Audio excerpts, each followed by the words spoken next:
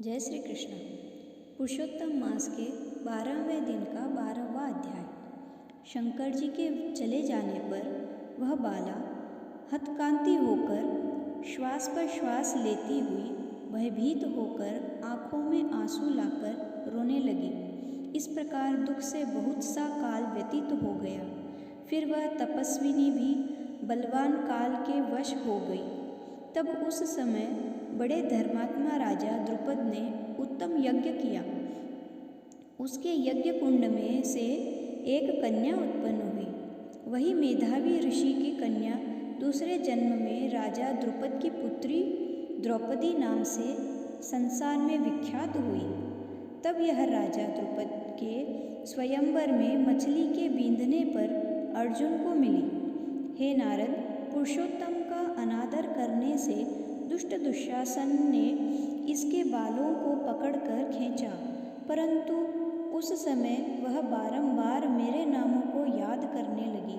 श्री कृष्ण कहने लगे कि यदि द्रौपदी को मैं भूल ही गया था तो भी मेरे को स्मरण आई, और हे राजन, मैं तत्काल ही गरुड़ पर चढ़कर आया और अनेक प्रकार से खींचे हुए चीर को इतना बढ़ाया कि दुशासन उसको खींचता हुआ अचेत होकर गिर गया। सदैव मेरे से स्नेह करने वाली और पतिव्रता को पुरुषोत्तम मास के अनादर से मैंने भी उसको त्याग दिया।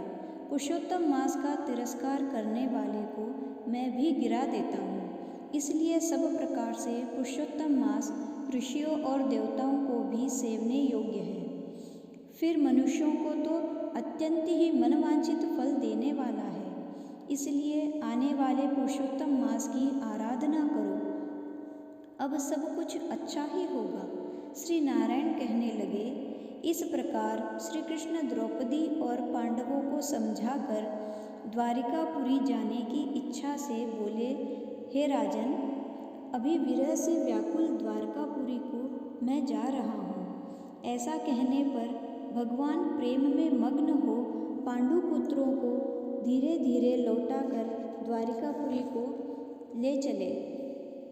श्री नारायण बोले, श्री द्वारकानाथ के द्वारिका जाने पर युधिष्ठिर अपने भाइयों सहित तप करते हुए तीर्थों में विचरने लगे।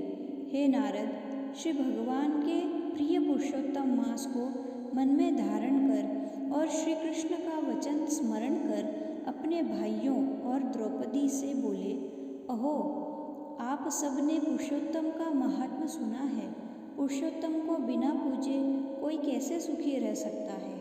इस लोक में वही पूज्य, वही धन्य और वही श्रेष्ठ है जो अनेक प्रकार के भगवान पुरुषोत्तम को पूजता है।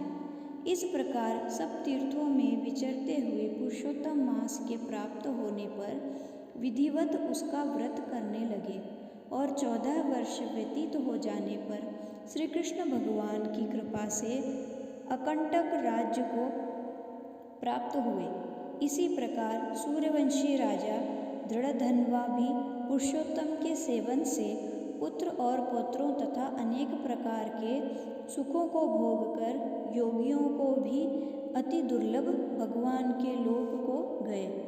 12वां अध्याय समाप्त हुआ। जय श्री कृष्ण।